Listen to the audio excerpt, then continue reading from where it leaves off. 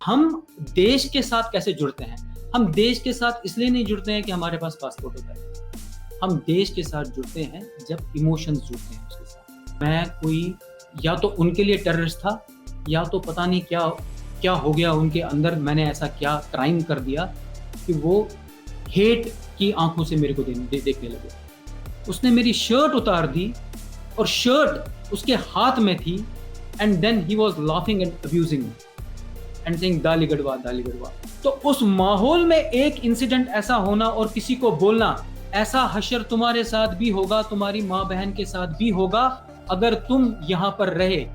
उनके यहाँ पर JKLF पे एक लेटर आई कि विद इन 24 आवर्स अगर आपने कश्मीर नहीं छोड़ा तो आपके पूरे घर को जला दिया जाएगा and women will be raped. ऐसा थोड़ी था कि सभी वहां पर टेररिस्ट ही थे।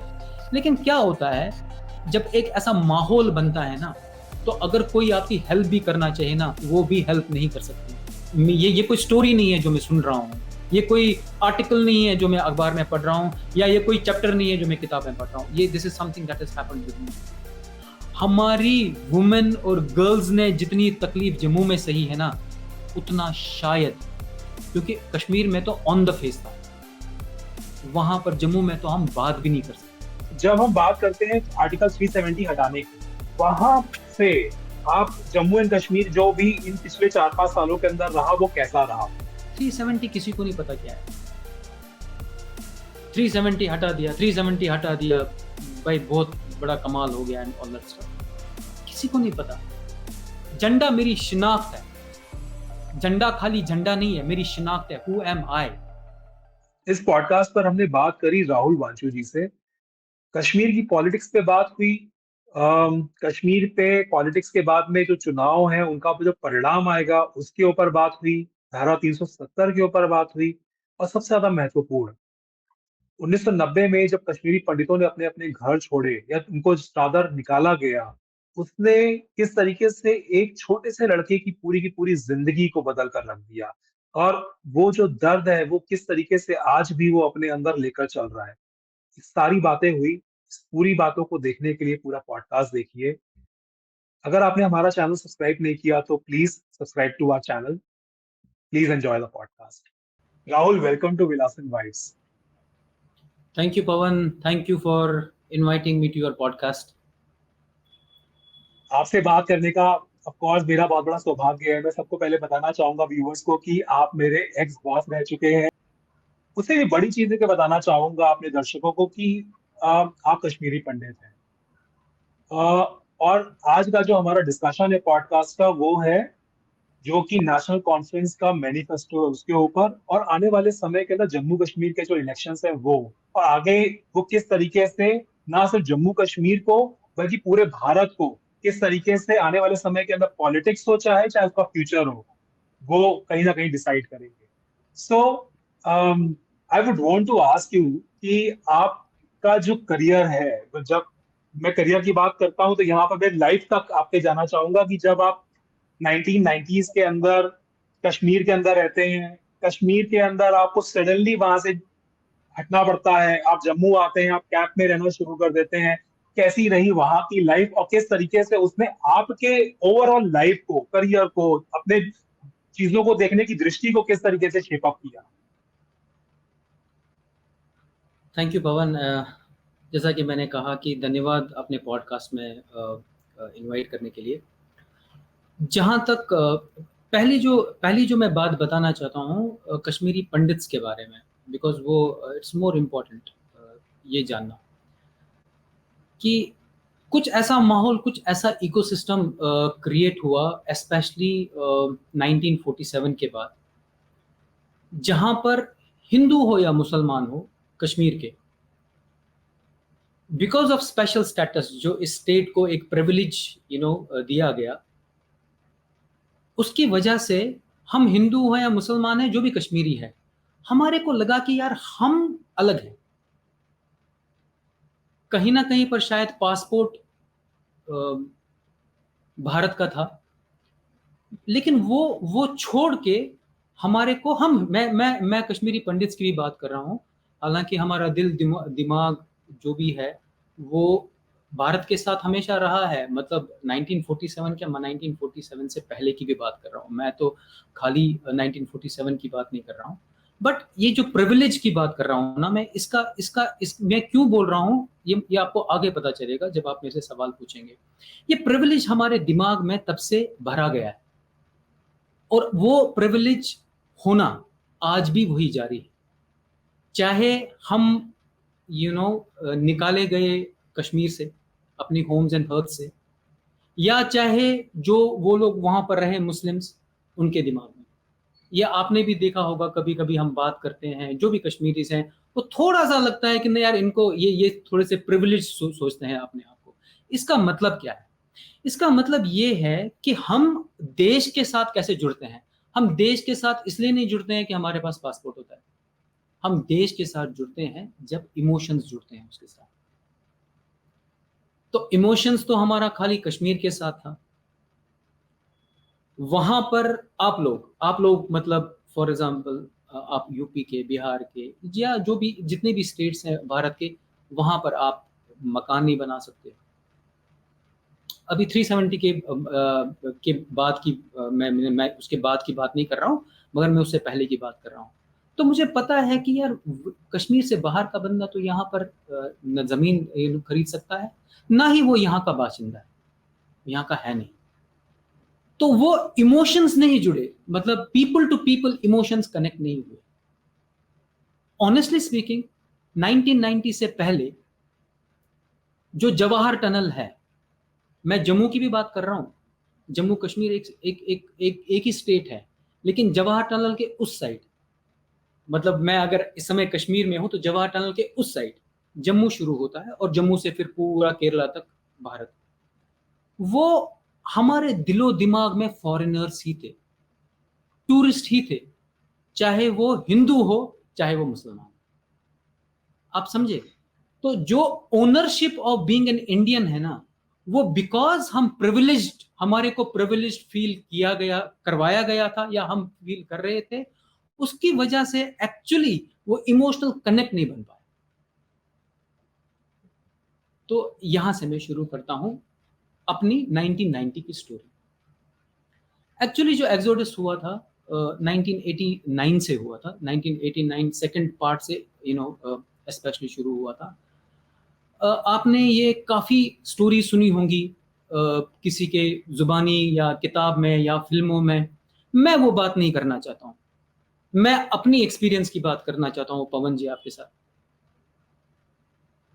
मैं बहुत छोटा था, स्कूल जाता था, और स्कूल लगभग 3 किलोमीटर दूर था। स्कूल जाने के लिए बीच में झेलम नदी है, झेलम नदी के किनारे हमारा घर था, और झेलम नदी के उस साइड स्कूल था, अबाउट 3 किलोमीटर्स। तो वो पुल पे जाने के बाद, वो वॉक करने के बाद, एक लंबी सी एक स्ट्रीट है बारामूला में, एक लंबी सी एक स्ट्रीट है जहां पर राइट साइड से भी शॉप्स हैं, लेफ्ट साइड से भी शॉप्स हैं। मतलब it's like shop shop shop सा चलता रहता है लगभग 1 किलोमीटर तक। और शॉप्स के सामने कोई सब्जी वाले, कोई कुछ कंगा बेचने वाले, ये भी एक लंबी कतार लगी रहती थी। मैं आपको बताता हूं फर्स्ट टाइम मुझे कब लगा कि शायद ये जो जमीन है जिसपे मैं हूं, ये मेरी नहीं है। मैं केंद्रीय विद्यालय में था, और वहां पर भारत स्काउट्स, बीएसजी जो होता है, भारत स्काउट्स एंड गाइड्स का ये होता था। तो हमारे को, मुझे याद नहीं है फ्राइडे या सैटरडे को, आई थिंक सैटरडे को हमारे को यूनिफॉर्म पहन के जाना होता था स्कूल। तो एक दिन है, मैंने यूनिफॉर्म पहनी है, वो एक रोप सी होती थी राइट साइड पे, उसके अंदर वो चाकू सा वो लगा रहा था, छोटा सा। तो मुझे बड़ा प्राउड फील होता था। मैंने कितने, मतलब उस जमाने में आप सोचो 1989 में कितने ही लोग फोटोग्राफ्स खिंचाते थे। मुझे लगता है कि मैंने कम से कम 10 से 12 फोटोग्राफ्स खिंचाए। मैं कितनी बार स्टूडियो में मेरी माँ के साथ गया होऊंगा, उतनी कितनी बार वो फोटो खिंचानी होगी। वो एक अलग सा मुझे लगता था, यार मैं यूनिफॉर्म पहन के पता नहीं क्या बन गया हूँ, ऐसा मुझे लगता था। तो ये बात उस सैटरडे की है आई थिंक। मैं वॉक मैंने किया, मैंने बारामूला का जो पुल है, नया पुल उसको बोलते थे, उस समय नया बना था। मतलब जो जो आपके व्यूअर्स हैं, अगर वो बारामूला से कोई है तो उनको समझ में आएगा 1989 में नया पुल कौन सा था। तो वो क्रॉस जैसे ही किया, तो वहां से वो स्ट्रीट जो थी, रघुनाथ मंदिर उस स्ट्रीट पे होता था, और बड़ा फेमस नंदा पान हाउस वो होता था, वो भी कश्मीरी हिंदू का ही था. So I would prefer to, you know, mention myself as Kashmiri Hindu rather than Kashmiri Pandit, because I don't want to feel as a privileged person. I am an Indian, so therefore, you know, I am, I'm an Indian, and therefore I would call myself as Kashmiri Hindu. सो मैं जब walk कर रहा हूँ उस uniform में, आप सोचो कि मैं, मुझे लगता है कि 3rd क्लास में शायद था मैं, आई थिंक वही वही था. कितना छोटा बच्चा हूँगा मैं वॉक कर रहा हूँ. तो एक सब्जी वाला वहां पर मेरे को जोर से बोलता है, हाँ जी, हिंदुस्तानियों ने तो आर्मी वाले, छोटे छोटे आर्मी वाले छोड़े हुए हैं यहाँ पर. So I kind of, this was my first experience. ऐसा एक एक्सपीरियंस मेरे साथ फर्स्ट था, तो मैंने इग्नोर किया कि भाई ठीक है. तो मैं 2-3 मैंने स्टेप्स आगे बढ़े. यू विल नॉट बिलीव, जितने भी वो शॉपकीपर्स थे ना, they started kind of talking to me as if कि मैं कोई, या तो उनके लिए टेररिस्ट था, या तो पता नहीं क्या क्या हो गया उनके अंदर, मैंने ऐसा क्या क्राइम कर दिया कि वो हेट की आंखों से मेरे को देखने लगे. और मैं चल रहा हूँ, दे आर लिट. ये सिर्फ उसी दिन आपने पहली बार फील किया, या ये मैंने पहले से फर्स्ट चल टाइम, रहा था, आपने पहली बार फील किया सिर्फ? सर मैंने पहले से रहा था? मैं आपको बताता हूं क्या था. ये मैंने पहली बार एक्सपीरियंस किया. इसका मैं एक बैकड्रॉप बताता हूं. जब मैं चल रहा होता था ना, हम खेलने जाते थे या स्कूल से आते थे, रोड पे होते थे, तो हमारे जो बड़े बुजुर्ग लोग होते थे ना, मतलब पेरेंट्स होते थे या ग्रैंड पेरेंट्स होते थे, तो वो लोग ना हमारे को एक निकनेम देते थे. कश्मीरी में उसको बोलते हैं दालीगढ़. दालीगढ़. So they would openly say, I mean, if so for example, my father or my brother is walking, they'll say दालगढ़. And जो हमारे बड़े होते थे, वो अपना सर झुकाते और निकलते, as if they are ignoring, उन्हें सुना ही नहीं. तो ये मुझे बड़ा बड़ा पिंच करता था. दालगढ़ मीन्स दाल, दाल मतलब दाल, गढ़ू मीन्स लोटा, मतलब बुजदिल, इसका मतलब है बुजदिल. तो वो लेकिन आपको मुंह पे बोलते थे बुजदिल. और हमारे जो पेरेंट्स वगैरह होते थे, वो सर नीचे करके. और ये मैं जब से मैं जन्मा हूं, जब से मुझे सेंस आया है, समझने लगा हूं, ये मैं देखता था. बट मैंने खुद से कभी ये सवाल नहीं किया, क्योंकि मैं जब जन्मा ही मैंने यही देखा, तो मुझे लगा कि यही वे ऑफ लाइफ है. तो ऐसा कुछ सवाल नहीं आया. बट जो ये वाला दिन था, जब मैं ये भारत स्काउट्स एंड गाइड्स की यूनिफॉर्म पहन के जा रहा था, तो लोगों ने अब्यूज करना शुरू किया कि ये Hindustani and all that stuff, Indian वगैरह, वो ये सब बात किया. तब तक भी चलो ठीक था. मैं हाफ अ किलोमीटर चला हूँगा, यू विल नॉट बिलीव, एक लड़का हु मस्ट बी 17-18 ईयर्स का, वो बंदा शू मेकर था. मुझे आज भी याद है, शू मेकर. और उसके यहाँ पर ना वो रस्सियों में लटकी हुई थी, जो वो हवाई चप्पल नहीं होती है, हवाई चप्पल का जो वो ऊपर स्ट्रैप होता है, वो लटकी हुई हुई थी. उसने मेरे को पकड़ा, पवन जी, यू विल नॉट बिलीव, उसने मेरी शर्ट उतार दी. उसने मेरी शर्ट उतार दी, और शर्ट उसके हाथ में थी. And then he was laughing and abusing me and saying दालीगढ़वा, दालीगढ़वा, मतलब यही जो मैं आपको बोल रहा था. मैंने कम से कम 100 to 150 meters without that shirt, almost नंगा होके मैंने ऑलमोस्ट, क्या बोलते हैं उसको, स्ट्रिप, ऐसा मुझे महसूस हुआ कि मैं, स्ट्रिप वॉक मैंने किया है लगभग 100 to 150 meters. And this was 1989. और ये तब की बात है जब टेररिस्टों ने गन्स निकालने शुरू नहीं किए थे. तो मैं उस एज में इतना ह्यूमिलेट हुआ हूं. हालांकि कुछ ऐसे लोग थे वहां पर, शॉपकीपर्स, बाकी उन लोगों ने, इन 2-3 जो ये लोग थे जिन्होंने मेरे साथ ये किया, काफी डांटा उनको. और वो आए, कुछ बुजुर्ग लोग भी आए, या क्या कर रहे हो, छोटा बच्चा है, ऐसे क्या कर रहे हो, एंड ऑल दैट स्टफ. तो फाइनली मैं शर्ट, मेरे को पहनाई गई, तो मैं ऑब्वियसली मैं किस मुंह से स्कूल चला जाता, मैं घर वापस आया and I cried a lot and I cried a lot. उसके बाद शायद मुझे याद है 2 ढाई हफ्ता मैं स्कूल गया नहीं हूँ। मुझे वो फियर इतना था, वो वहां से जाने का इतना फियर था मेरे को।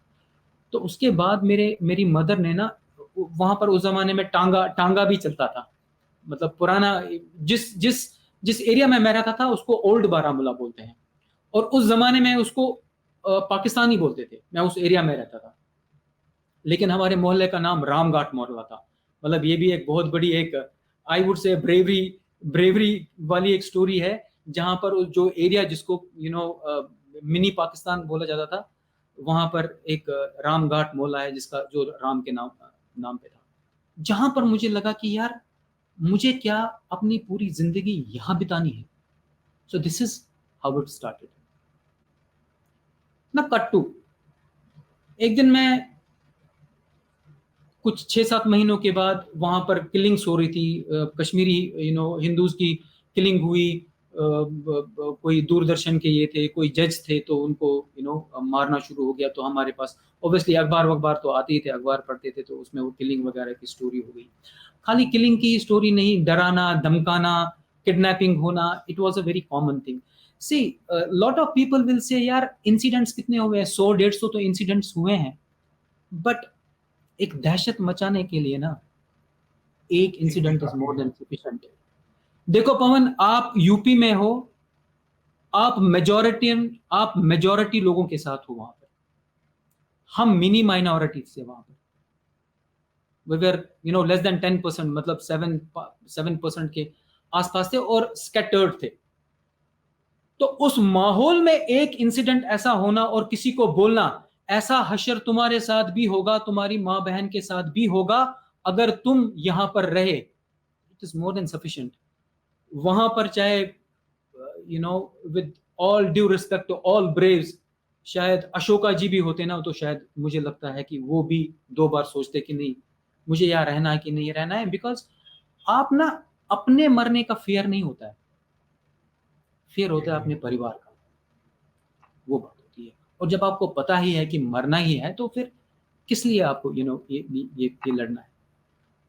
सो जब आप अभी उसकी शेयर करते हो कि 5-7% की आबादी, एक तरीके से आप माइनॉरिटी थे उस एरिया के अंदर, तो अम, ये किसी भी इंसान को समझने के लिए, आज के लिए परिदृश्य के अंदर अगर हम समझाएं, तो बांग्लादेश के अंदर 5-7% ही हिंदू हैं, 7% के लगभग हिंदू हैं, और बाकी और वो माइनॉरिटी है ऑफकोर्स। और जैसा हश्र हुआ है हिंदुओं के साथ के अंदर, वो पूरी दुनिया ने देखा है। तो बिल्कुल वो आपके साथ भी मोर और लेस आई बिलीव वैसा ही कुछ इंसिडेंट्स वहां पे हुए होंगे, जिसकी वजह से ये पूरा का पूरा चीजें अनफोल्ड हुई जैसे हुई। बिल्कुल, लेकिन पवन, मुझे क्या लगता है ना, देखो हर एक का दुख ना बहुत बड़ा दुख होता है अपनी अपनी जगह पे। लेकिन अगर मुझे मुझे अभी भी मुझे लगता है कि अगर मुझे कंपैरिजन करना हो ना, for example even even with Bangladesh also, आज ना यू हैव सोशल मीडिया। आप आज एक सोशल मीडिया पे डाल के ना शायद आप सपोर्ट गैदर कर सकते हो। अगर मुझे 1989 में पुल के उस साइड किसी को इन्फॉर्म करना पड़ता था ना, it was next to impossible.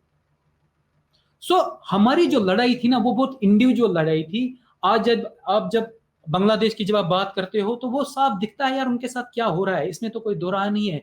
लेकिन फिर भी एक कलेक्टिवली हम नाम लेते हैं कि नहीं बांग्लादेश के हिंदू। वहां पर तो ऐसा था ही नहीं।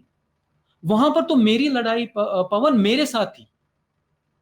मेरे पास कोई सपोर्ट नहीं था, मेरे पास टेलीफोन नहीं था, मेरे पास कुछ भी नहीं था। सो सेकेंड इंसिडेंट क्या हुआ कि मैं बाहर गया हूं और मैं दूध लाने के लिए गया हूं। तो दूध वाले उसने इसने बोला कि यार तुम आ जाओ मेरी दुकान पे आ जाओ। तो मैं दुकान पे चला गया, बिठाने लगा।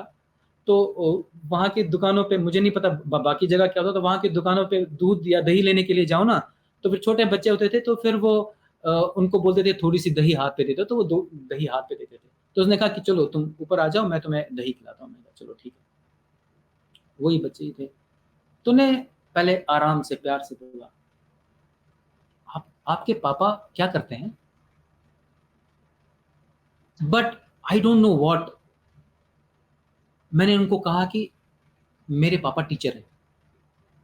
क्योंकि वो न्यूज तो सुन ही रहे थे, बड़े लोग बात कर ही रहे थे, एक दहशत का माहौल था ही, तो वो अंदर से ना वो एक ये था कि नहीं यार, क्योंकि मेरे जो डैड थे वो आर्मी में थे, तो ये इंफॉर्मेशन निकालते थे, हालांकि उनके पास सारी इंफॉर्मेशन थी, लेकिन मेरे पापा क्योंकि वो वहां रहते नहीं थे, ही वॉज इन आर्मी, तो he used to come once in a fortnight kind of a thing, हमारे पास। तो उनको लोग वहां जानते, कोई नहीं जानता था उनको।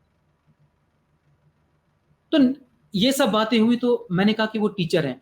तो उसने कहा अच्छा टीचर हैं, तो आपके यहाँ पर पुलिस में है ना कोई कोई आपके यहाँ पर? तो मैंने कहा नहीं, पुलिस में तो कोई नहीं है, सबकी दुकानें हैं और मेरे पापा टीचर हैं।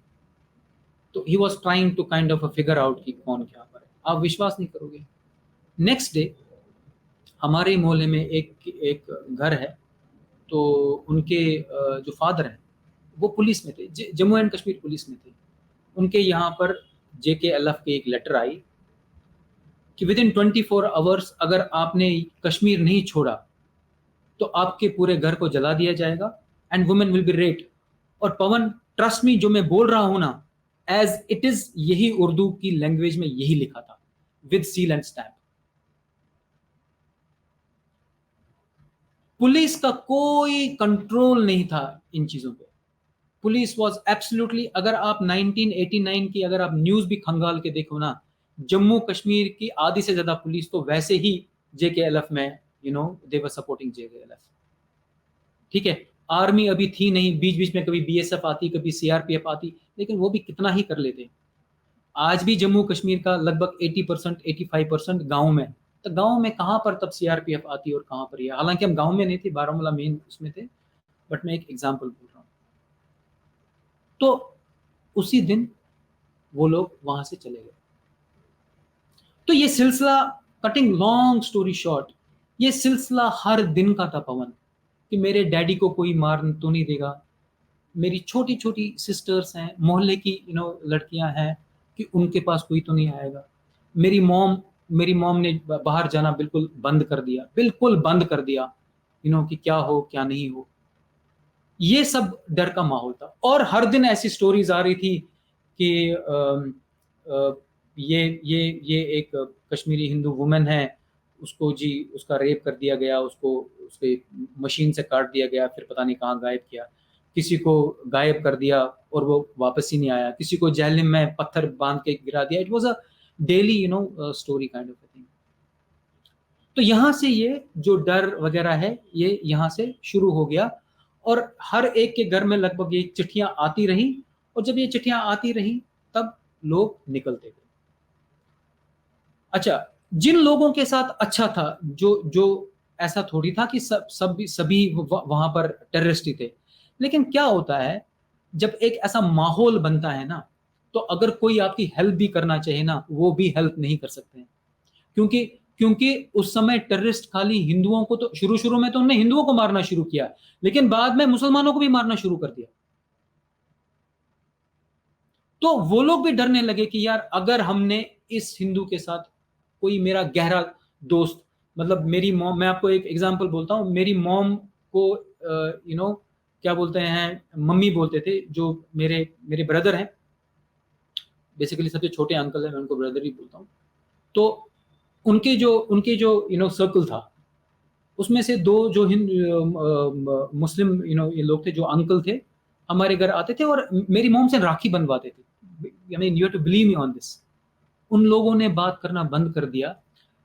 मैं और मेरी मॉम एक दिन जा रहे थे, मतलब मेरी मॉम के गांव जा रहे थे, तो हम बस स्टैंड, जो कि अगेन पुल के उस साइड था, बस स्टैंड था, तो हम जब पुल के ऊपर जा रहे थे, तो ये साहब हमारे ऑपोजिट डायरेक्शन से आ रहे हैं, तो मेरी मॉम उनको बुला रही हैं नाम करके, मैं नाम नहीं बोलूंगा, नाम करके। उन्होंने सुना भी, मैं तो चिल्ला चिल्ला के बोल रहा था अंकल अंकल अंकल, उन्होंने सुना भी बट ही इग्नोर। ऐसा माहौल हो गया था। मैं आज बोल सकता हूं कि यार ये सब उन्होंने हमारे साथ बहुत गलत किया, लेकिन मैं ये सोचता हूं, आज सोचता हूं कि उनको भी डर होगा। वो अगर उनको, क्योंकि वहां पर जितने गन वाले टेररिस्ट थे ना, बाकी उनको सपोर्ट करने वाले और 90% थे। अगर अगर किसी भी जगह पे अगर 10 लोग हैं तो 10 में से 9 लोग तो उनको सपोर्ट करने वाले थे, और वो उन दिनों इंफॉर्मेशन पहुंचाते थे, हाँ यार ये तो इनके साथ बात कर रहा है, उनको ही मारते। तो बात ये है कि एक दिन रात को हमारे साथ एक पड़ोसी जो कि मुस्लिम ही थे, दुकानदार थे, वो रात को 11 बजे आए। कश्मीर में 11 बजे मतलब रात ही है। 11 बजे आए, नॉक किया, तो हम वैसे ही घबराते थे। नॉक किया तो मतलब ऐसा लगता था कि मौत ही आ गई है। तो ऊपर से मम्मी ने खिड़की खोली, तो ये साहब दिखे नीचे। तो मम्मी ने कहा कि मैं तो दरवाज़ा नहीं खोलूंगी, क्योंकि डरते थे कि ये मतलब। उनने कहा कि नहीं, आप दरवाज़ा मत खोलो, मैं आपको यहाँ मैं खाली आपको ये बोलने के लिए आया हूँ, आप 2 घंटे के अंदर अंदर यहाँ से निकल जाइए, नहीं तो आपको मार देंगे। अब मेरे घर में मेरी माँ, मैं जो कि 3rd क्लास 4th क्लास में, और मेरी बहनें छोटी जो कि मेरे से भी छोटी दो हैं, वो क्या करेगी? कोई सोशल मीडिया तो है नहीं, पुलिस काम कर नहीं रही है, आर्मी काम है पता नहीं, किससे बात करें कुछ पता नहीं। तो मोहल्ले में किसी के पास जो वहाँ के लोग थे वहाँ पर चले गए मेरी मम्मी। तो उन्होंने भी बोला कि आप एक काम करो, अभी तो आप निकल जाओ। तो हम उसी समय कुछ भी नहीं, एक बैग लेके हम वहाँ से निकले हैं, उस पे मकान को ताला लगा के निकले हैं। और जो हमारा घर है वहाँ से लगभग 15-16 किलोमीटर दूर उस जगह का नाम ख्वाजाबाग है, जो डिस्ट्रिक्ट बारामूला में ही आता है। तो अपने मामा जी के यहाँ चले गए। तो मामा जी के यहाँ पर हम रहने लगे। तो वहाँ के मोहल्ले वालों को पता चला कि शायद हम निकल गए, यहाँ से जम्मू चले गए। बट हम जम्मू नहीं गए थे, हम ख्वाजाबाग में चले गए। तो this was the first step कि हमारी मैं माइग्रेशन नहीं कहूँगा, क्योंकि हमारी माइग्रेशन नहीं हुई थी, हमारे को निकाला गया था। मेरे काफ़ी दोस्त हैं मेरे दिस थिंग कश्मीर से, लेकिन मुझे सच बोलने में मुझे कोई ये नहीं, और मुझे किसी की एंडोर्समेंट की और किसी की सलाह की ज़रूरत नहीं इस बारे में, क्योंकि ये सब मेरे साथ हुआ है, मेरे खुद के साथ। ये कोई स्टोरी नहीं है जो मैं सुन रहा हूँ, ये कोई आर्टिकल नहीं है जो मैं अखबार में पढ़ रहा हूँ, या ये कोई चैप्टर नहीं है जो मैं किताब में पढ़ रहा हूँ। ये this is something that has happened with me. तो ख्वाजाबाग में भी ना एक ऐसा ऐसा एक माहौल था, जहां पर एक दुकानदार ने मेरे को बोला कि तुम मुझे 2 दिन के अंदर अंदर लॉन्ग बूट लेके दो, एक जैकेट लेके दो, क्योंकि गरीब होते थे वो लोग। तो मैंने घर पे मदर को बोला, उसने कहा ओहो यार, ये तो that means he is trying to go to Pakistan, Pakistan इसीलिए उसको लॉन्ग बूट और वो जैकेट वगैरह चाहिए होगा, he is collecting those articles. तो एनीवेज डर के मारे, आप विश्वास करो, हमें वो बूट लाना पड़ा और जैकेट लाना पड़ा और उसको देना पड़ा।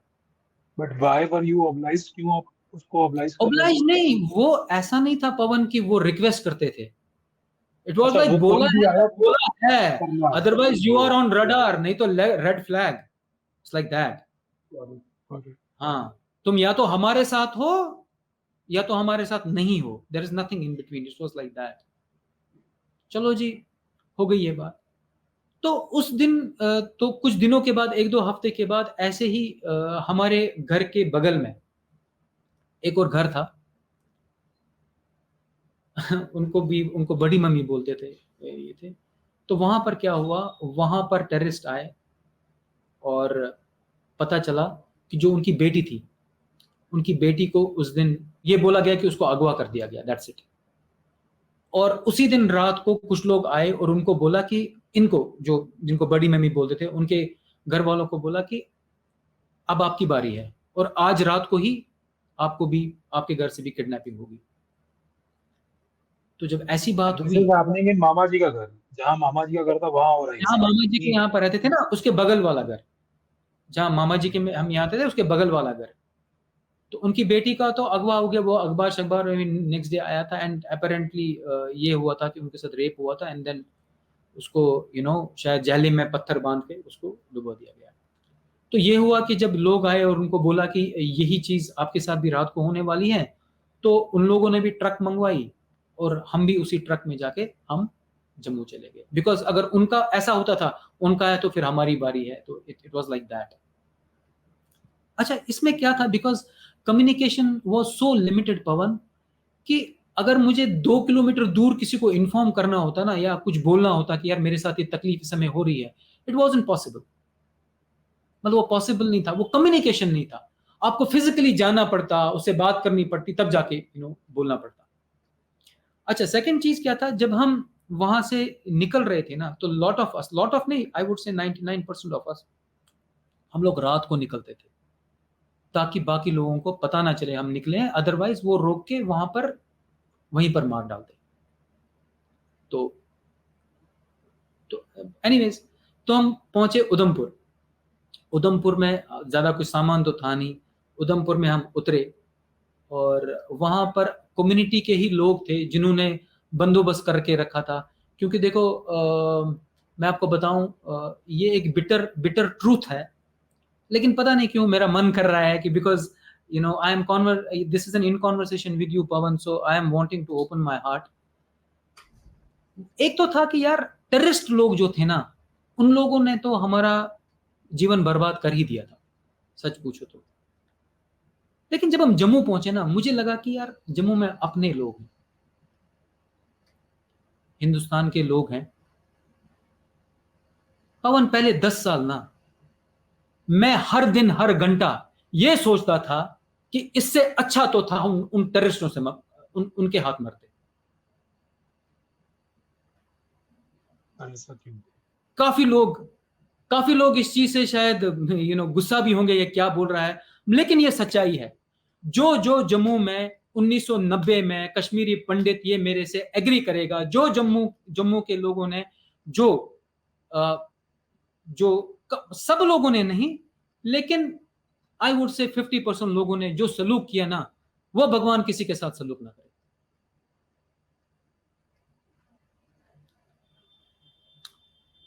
जहां गाय भैंसे रहती थी वहां पर हमें ठहराया, ठीक है, हमें आदत नहीं थी। इसीलिए हुआ क्या, हमारे को लोग आते थे वहां से, उनके पास जगह होती थी, रेंट देने के लिए हम तैयार होते थे, कुछ लोग अपना गोल्ड देने के लिए तैयार थे, कुछ लोग वो हाँ बोलते थे, फिर जब वहां पर पहुंचते थे बोलते थे कि नहीं, अब नहीं। या कभी कमरा ले भी लिया तो बोलते थे बट आपके यहाँ पर कोई मेहमान नहीं आना चाहिए। अरे यार, हम पीड़ित हैं, लोग आएंगे, लोग ये तो आएंगे ना, बहुत बहुत अच्छा कि आप निकल के आए, बच गए आप, वो भी अलाउड नहीं। डू यू नो, मुझे लगता है जितने कश्मीरी पंडित्स, कश्मीरी हिंदू जितने कश्मीर में मरे ना, लगभग उतने ही नंबर में जम्मू में भी मरे हैं पवन। चाकू से, किसी चीज से अगवा करके, वहां पर भी अगवा करके ले जाते थे। हमारी वुमेन और गर्ल्स ने जितनी तकलीफ जम्मू में सही है ना, उतना शायद, क्योंकि कश्मीर में तो ऑन द फेस था, वहां पर जम्मू में तो हम बात भी नहीं कर सकते थे। वो लोग जिन पे हमें होप थी। स्कूल में हम रहे हैं, स्कूल में क्या था, वो एक स्कूल का वो नहीं होता कॉरिडोर, क्लास में नहीं, वो जो कॉरिडोर होता है, वहां पर बहुत सारे घर रहते थे, तो हमारा जो होता था पार्टीशन, जो बेडशीट होता था, बेडशीट के पार्टीशन करते थे, तो यहाँ पर है, तो वहां पर हम रहे हैं शुरू के दिनों में, वहां पर हम रहे हैं उधमपुर के स्कूल में। तो उसके बाद 1-2 महीने के बाद हम फिर जम्मू में आए, और जम्मू के कैंप्स में रहने लगे हम, अपना टेंट वेंट्स में ये सब करने के लिए। तो उन टेंट्स में भी काफी जुल्म हुआ हमारे पे, काफी जुल्म हुआ, खैर वो एक अलग स्टोरी है, वो that is not the topic. तो ये जो एक्सोडस था, ये शुरू हुआ कि जो मेरी एक्सपीरियंसेस थी, ये तो मैंने 2-3 चीजें कोट करी, ऐसी बहुत सारी चीजें हैं जो कि खाली इमोशनली समझ सकता है आदमी, जो वो वहां पर जो उस रोड पे चल रहा हो, जो अपने दोस्त, जिसको वो दोस्त बोलता है, वो क्या बोल रहा है आपके बारे में, या ये सुन रहे हैं कि यार ये बंदा जिसके अपने दोस्त थे उन्होंने ही उसको मार दिया। तो ये सब एक ट्रॉमा था, उस ट्रॉमा से गुजर के अपनी सारी जमीन जायदाद जो भी आपका था, पढ़ाई लिखाई सब छोड़ के हम जम्मू आ गए। स्कूल्स में मैंने जैसे कहा, स्कूल्स में रहे पहले, वो पार्टीशन करके, फिर कैंप्स में रहे। तो बहुत मेहरबानी उस समय के गवर्नमेंट की, जिन्होंने हमारे को टेंट्स दिया। मैं क्लैपिंग करना चाहता हूँ, वैसे तो शर्म आनी चाहिए, कि अपने ही देश में हम एज अ माइग्रेंट्स रहे हैं। आप सोचो अपने ही देश में कोई माइग्रेंट होता है क्या? तो बट हाँ, हमारे साथ ऐसा हुआ। टेंट्स में हम रहे हैं, हमारे को आदत नहीं थी गर्मी की। आप सोचो कश्मीर में जो रहे, और उस समय के कश्मीर में आप 48 डिग्री के गर्मी में आप टेंट्स में रहो, नहीं थी। और आप पवन, हमारे कैंप वहां बनाए गए थे जहां पर सांपों की बस्तियां थी, एक दो नहीं, सैकड़ों सांप। मैं सोया हूं तीसरा या चौथा दिन, मॉर्निंग में ऐसे ऐसे कर रहा हूं मैं, मुझे कुछ ठंडा ठंडा लग रहा है, तो एकदम से जब उठाऊं तो जो पिलो है, क्योंकि बेड वेड तो थे ही नहीं, ऐसे ही एक वो बाउंड्री सी बना देते थे, उसके ऊपर टेंट होता था और पिलो रख दिया और सो गए। और वहां से देख रहा हूं मैं इतना लंबा सांप।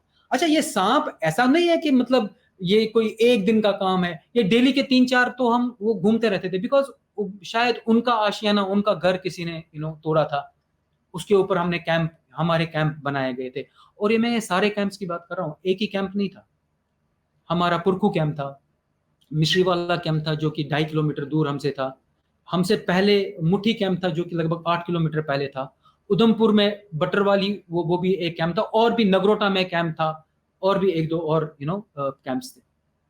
और ये सारे कैंप्स ऐसी जगहों पे बनाए गए थे कि भाई तुम तो टेररिस्ट, तो ये क्या बोलते हैं, हिजबुल मुजाहिदीन और जेके अलग से तो तुम बच गए हो, लेकिन तुम्हें कैसे बचने देंगे हम? हमारे सांप तो हैं, अब सांप खाएंगे तुम्हें।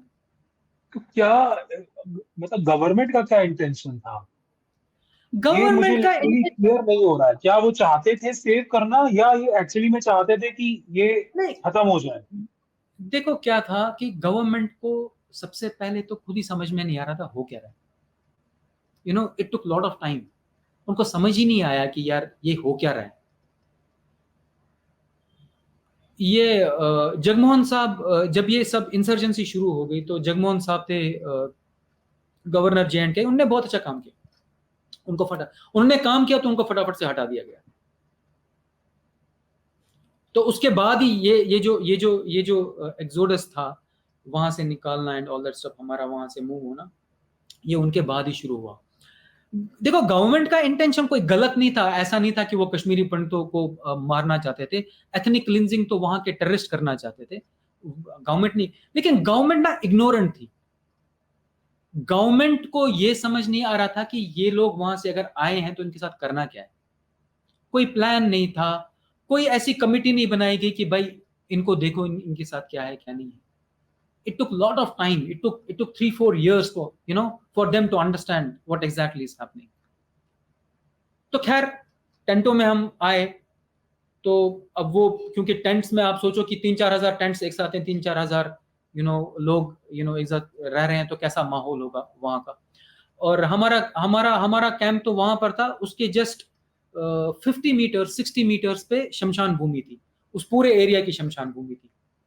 तो सोचो कि वो जो क्या बोलते हैं, वो शंकर भगवान है, नरसंहार, हमें तो लगता था कि हमें कोई प्रॉब्लम नहीं है, हम तो इन्हीं के साथ हैं, भोले बाबा के साथ ही हैं। तो जहां जहां पर लोगों को शमशान भूमि में जाके रात को जाके डर लगता था, तो हमने उनको अपना ही मान लिया कि यही हमारे साथ है। It was like that. तो ये कहानी है हमारे, बेसिकली ये थी कि मतलब वहां पर मैं ये नहीं कहता हूं कि यार सबके पास सेब के बाग थे, सबके पास करोड़ों रुपया था, लेकिन we were doing good, all of us, majority of us were doing good, because हम एक ऐसी कम्युनिटी हैं जिन्होंने हजारों हजारों हजारों साल खाली सरस्वती माता की पूजा की है। So if you talk about our community, what we bring for this world, on the table to this world, is the knowledge. तो शायद उसी ने हमें बचाया भी, और हजारों सालों से जब इन्वेजन हुआ इंडिया में, तब से आज तक कितने कन्वर्जन्स हुए, क्या हुए, हम फिर भी हमने सस्टेन किया। I think this is the only reason. तो अगर मैं आज आपकी लाइफ देखूं, तो इन सब चीजों से ऑफ कोर्स इट इज, वो नोबडी कैन से कि आपकी लाइफ अफेक्टेड नहीं है, या आज भी आपके दिल के ऊपर वो जो एक भार है, या वो जो बहुत बुरे चैप्टर्स जो आपने अपनी लाइफ के अंदर देखे, वो आज भी अगर आपके दिल के ऊपर कुदरे नहीं हुए। वो सब दिखता है, of course, for sure. And I am sure ये सारी की सारी दुनिया को भी दिखता होगा, स्पेशली आज के एक समय के ऊपर जहां पर हर इंसान वोकल है, हर इंसान के पास में एक प्लेटफॉर्म है बोलने के लिए। पर जब हम बात करते हैं आर्टिकल 370 हटाने की, वहां से आप जम्मू एंड कश्मीर जो भी इन पिछले 4-5 सालों के अंदर रहा, वो कैसा रहा? आपको क्या लगता है? क्या ये सही डिसीजन था, नहीं था? क्योंकि स्पेशल स्टेटस तो आपने भी कहा, कहीं ना कहीं वो हम लोगों के दिमागों के अंदर था कि हम लोग हिंदुस्तान को दूसरी Yes. कंट्री के तौर पर देखते थे, और हम लोग यहाँ पर एक दूसरी कंट्री में रह रहे हैं। तो वो स्पेशल स्टेटस जो था उसको कहीं ना कहीं हटा देना, और कहीं ना कहीं पूरे देश के लिए और even Jammu and Kashmir as a region के लिए बहुत सही था, जो कि सही दिखना मतलब दिखता है। पर आपको क्या लगता है, क्या ये सही डिसीजन था? क्या इस डिसीजन के बाद के अंदर आप लोगों को थोड़ा सा बेटर फील हुआ? कहीं ना कहीं आपको लगा कि नहीं, हम now we are a part of this entire ecosystem, इस देश के हिस्से हैं? पवन देखो, अगर हम धारा 370 की बात करें ना, अभी भी अगर आप 10 कॉमनर्स को पूछो, मतलब इंटेलेक्चुअल क्लास को छोड़ के, which is like what it would be like 10% of the total population, around मतलब 100 करोड़ से ऊपर 120 करोड़ लोग तो कॉमनर्स है ना, लाइक मी। 370 किसी को नहीं पता क्या है। 370 हटा दिया, 370 हटा दिया, भाई बहुत बड़ा कमाल हो गया एंड ऑल दैट स्टफ। किसी को नहीं पता 370। अगर आप पूछोगे ना 10 लोगों से, शायद एक आधा बोल पाएगा कि 370 एक्चुअली है क्या। हाँ, मैं उसमें जाना, क्योंकि वो टॉपिक नहीं है 370 क्या है, टॉपिक नहीं। मैं एक बेसिक चीज पे आता हूं। बेसिक चीज ये है कि अगर पवन के हाथ में तिरंगा झंडा है, अगर पवन को यह पता है कि अगर पवन को एक सवाल बोल दिया जाए कि आपका झंडा, इनमें से चूज करो आपका झंडा कौन सा है, तो पवन चूज करेंगे ट्राई कलर, तिरंगा झंडा जिसके बीच में अशोक चक्र है। करेक्ट। अब राहुल वांचू को अगर बोल दिया जाता तुम्हारा झंडा क्या है, मेरा झंडा क्या है, अब मैं आपसे सवाल पूछता हूं, मेरा तिरंगा झंडा है या वो जम्मू कश्मीर का झंडा है, मेरा कौन सा झंडा है? सो ये एक बेसिक लेवल पे अगर मैं जाता हूं, ये हो गया कंफ्यूजन क्रिएशन। मैं कश्मीरी पंडित हूं, मेरे खून में पवन से ज्यादा 1 लीटर ज्यादा भारत माता के लिए दौड़ता है। क्योंकि रीजन ये है, क्योंकि मैं विक्टिम हूं। हालांकि मैं विक्टिम नहीं मानता हूं, मैं एज ए विक्टिम खुद को नहीं बोलता हूं।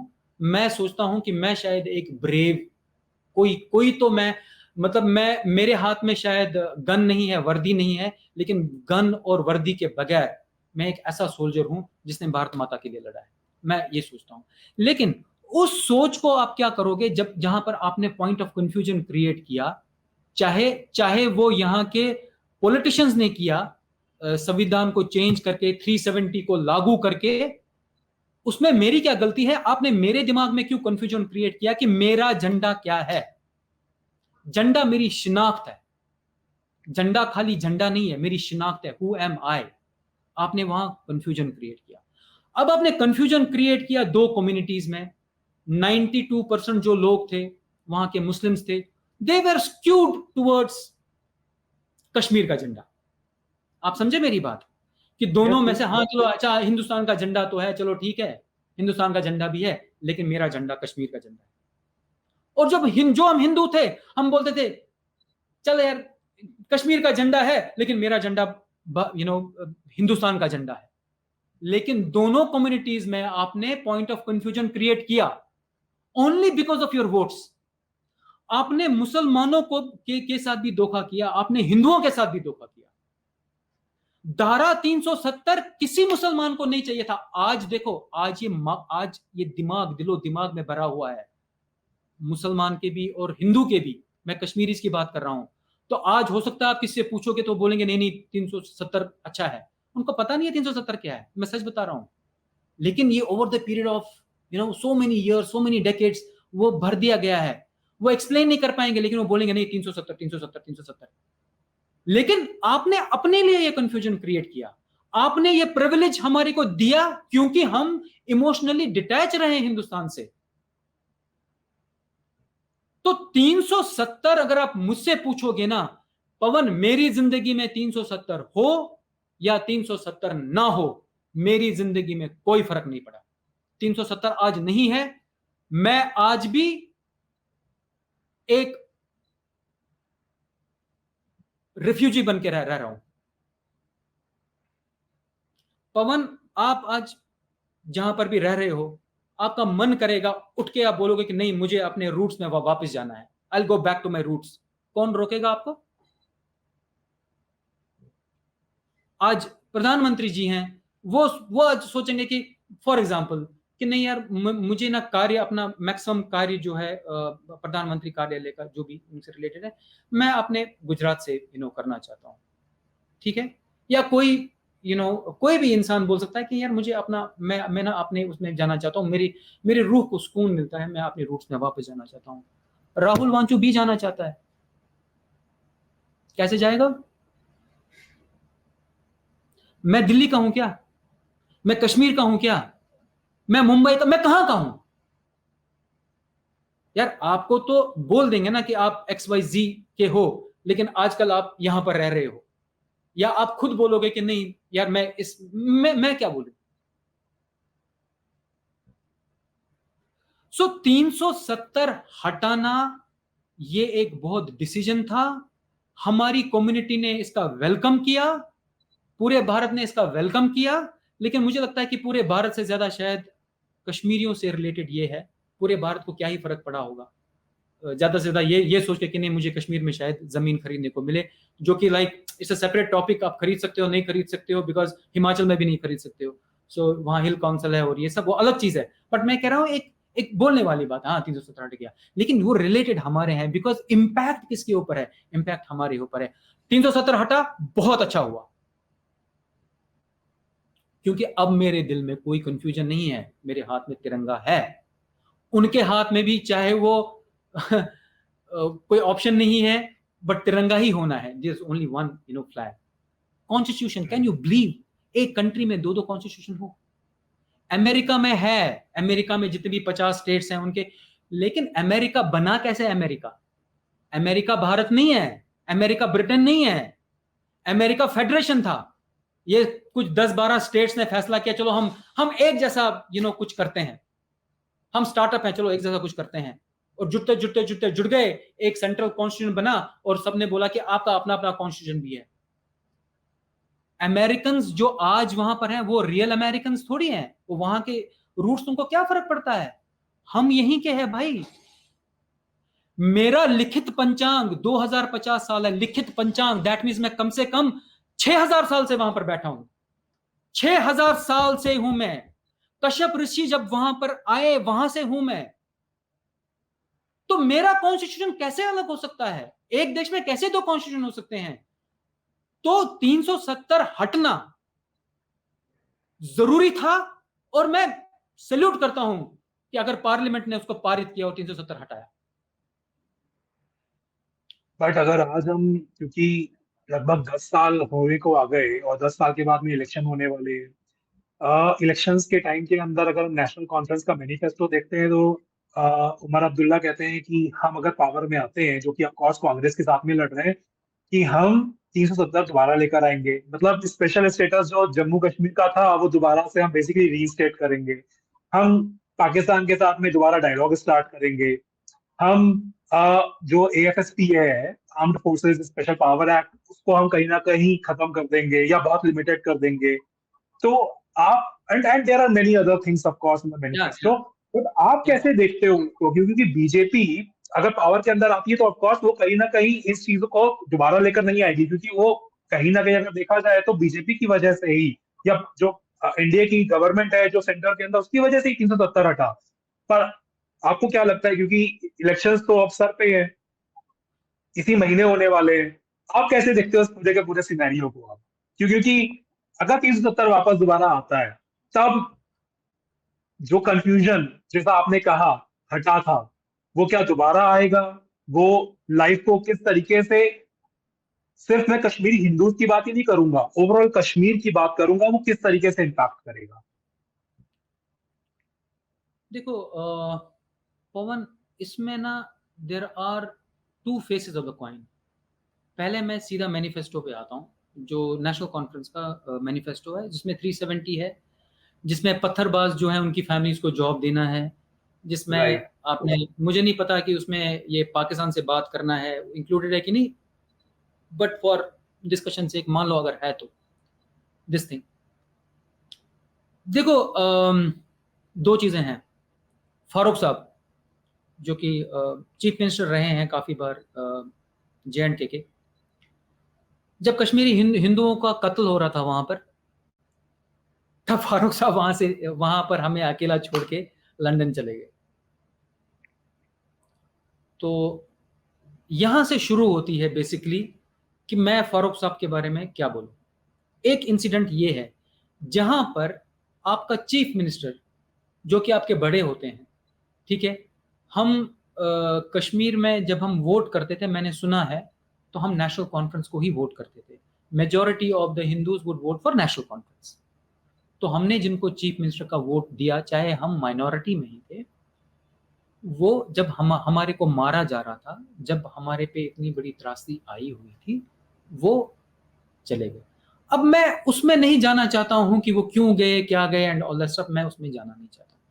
लेकिन इसके बावजूद भी अब आप मुझसे पर्सनली पूछोगे ना, मैं फारूक साहब का काफी रेस्पेक्ट करता हूं। फारूक साहब ने ना एक वो सेक्युलर फेस, सेक्युलर वॉइस है। अगर मुझे कश्मीर में रहना है और मुझे ये बोला जाए भाई कांग्रेस, PDP और नेशनल कॉन्फ्रेंस है, मैं नेशनल कॉन्फ्रेंस का भी नाम नहीं लूंगा, मैं फारूक साहब का नाम लूंगा। हाँ, मैं इनके साथ शायद सेफ रह सकता हूं। बीजेपी का वहां पर कोई मतलब कुछ है ही नहीं। बीजेपी का कोई वहां पर ऐसा कोई ये नहीं है कि, तो बेसिकली मेजर जो पार्टीज हैं वो तो एक कांग्रेस है, PDP है और नेशनल कॉन्फ्रेंस है। राइट अब नेशनल कॉन्फ्रेंस का जो इतने सालों के बाद अब जो इलेक्शन हो रहा है, मुझे ये बताओ, वो आउट ऑफ पावर है for so many years, right? Right धीरे धीरे उनका जो जनादेश था ना लोगों में, वो खोता गया। Majority of the people, majority of the people, they do not like national conference in Kashmir. मैं कश्मीर की बात कर रहा हूं, जम्मू की बात नहीं कर रहा हूं मैं। अब इतने सालों के बाद अगर इलेक्शन हो रहा है, वो किस मुद्दे पे इलेक्शन लड़ेंगे? Tell me. वो क्या डेवलपमेंट के मुद्दे पे रखेंगे? वो तो थे ही नहीं पावर में। वो क्या टेररिज्म के ऊपर लड़ेंगे? वो तो पावर में थे ही नहीं। तो उनके लिए इलेक्शन लड़ने के लिए, अब मैं उनकी सोच से आपको बता रहा हूं कि अगर उनको इलेक्शन फाइट करना है वहां पर, तो उनके लिए क्या ऑप्शन है? जो उन्होंने ये बातें उठाई है ना, अगर आप सोचोगे, मैं अगर आपको बोलूं कि 10 मिनट आप as a consultant to National Conference बनो, इन तीनों मुद्दों के, चारों मुद्दों के सिवा कोई और मुद्दा है ही नहीं जिसपे वो इलेक्शन फाइट कर सकते हैं। ये नेशनल कॉन्फ्रेंस को भी पता है भाई 370 किसी के मां बाप में हिम्मत नहीं है कि उसको रिस्टोर कर सके। कैसे करेंगे? लेकिन जैसे शेष भारत में मेजॉरिटी ऑफ द मेरे जैसे बेवकूफ वोटर्स हैं, जो अपने नेताओं के उसमें हेलुसिनेशन में हमेशा रहते हैं, तो उन्होंने बोला हाँ मैं तो 370 हटवा के रहूंगा। उनको पता है this is not going to happen. So if you ask me कि क्या वो हटा सकते हैं, क्या वो हटेगा, this is not going to happen. You ask anyone जो कि एक बेस नॉलेज रखता है about constitution, about 370, about this thing, वो आपको बताएगा ये पॉसिबल ही नहीं है, क्योंकि इसको रिस्टोर करने वाली पार्लियामेंट है। पार्लियामेंट में, राज्यसभा में भी, लोकसभा में भी आपको पता है किसकी गवर्नमेंट है। तो how is this going to happen? Number one. दूसरा मुद्दा है कि भाई पत्थरबाजों की फैमिली को फॉर एग्जांपल भाई नौकरियां दिया जाए, उसको वोट चाहिए पवन, उनको वोट चाहिए। अब ये कश्मीर के जो लोग हैं और जो 96%, 70% वहां के मुसलमान हैं, ये उनको तय करना है कि ये जो मैनिफेस्टो लाए हैं, क्या आप इस मैनिफेस्टो के साथ हो? और अगर आप साथ हो तो वो आपकी किस्मत है। तो आप अपनी किस्मत खुद लिख रहे हो। मैं इस पे ना ही नेशनल कॉन्फ्रेंस को दोष देता हूं, बिकॉज वो एक पॉलिटिकल पार्टी है। जैसे कांग्रेस मैनिफेस्टो लाती है अपने वोट पकड़ने के लिए, चाहे वो अच्छा है बुरा है, चाहे बीजेपी लाती है अपने वोट ये करने के लिए, चाहे क्या बोलते हैं तृणमूल कांग्रेस लाती है, सबके अपने अपने वो अच्छा है बुरा हो सकता है, वहां के वोटर्स को डिसाइड करना है। और मैं होप करता हूं कि इस बार कश्मीर की जनता किसको वोट करे वो सोचे कि मैनिफेस्टो में क्या है।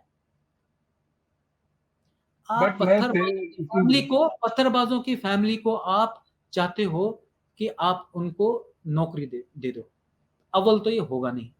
दूसरा, क्या आप ये चाहते हो कि आप मुझे फारूक साहब ये इंस्पायर कर रहे हैं कि मैं पत्थर उठाऊं ताकि मेरे घर में किसी को नौकरी मिले? कैसे चीफ मिनिस्टर बनेंगे वो, अगर बन भी गए तो? रेस्पेक्ट करता हूं मैं, क्योंकि मुझे पता है कि मतलब उन्होंने काफी कुछ अच्छी चीजें की हैं पवन, फॉर फॉर कश्मीरी पंडित्स। मैं पुरकू कैंप में था, वो आए थे, मुझे पता है उन्होंने क्या किया हमारे लिए। मैं उस चीज पे बिल्कुल मना नहीं कर रहा हूं, बट मुझे लगता है कि manifesto it is all about getting votes, because they have been out of power since long time. जिनमें ये पावर की जो ये अंदर होती है ना, ये वो लोग ना वो किसी भी तरीके से पावर गेन करना चाहते हैं, and I think this is what it is. And exactly मेरा यहीं पे आना दोबारा से होता है कि क्योंकि पावर में आने के लिए उन लोगों ने जिस तरीके का पॉइंट्स ऑफ कोर्स मैनिफेस्टो में डाले हैं, सो आई एम श्योर कहीं ना कहीं उनके ऊपर एक प्रेशर भी होगा और वो चाहेंगे भी कि वो उस चीज को कहीं ना कहीं किसी हद तक भी कर पाए। कम से कम अगर नहीं 100% मैनिफेस्टो के ऊपर पूरा का पूरा उतर रहे हैं तो कम से कम 60% 70% कहीं हद तक तो हम डिलीवर कर पाए। आई एम श्योर वहां की जनता को बहकाना या वहां की जनता का सपोर्ट, जैसा कि आपने भी कहा, एग्जैक्टली आसान भी है। और 80 to 90% वहां की जनता, रादर 95% से ऊपर वहां की जनता वैसे भी मुस्लिम है। तो क्या आपको लगता है कि वो हिंदुस्तान के साथ में खड़ी होगी?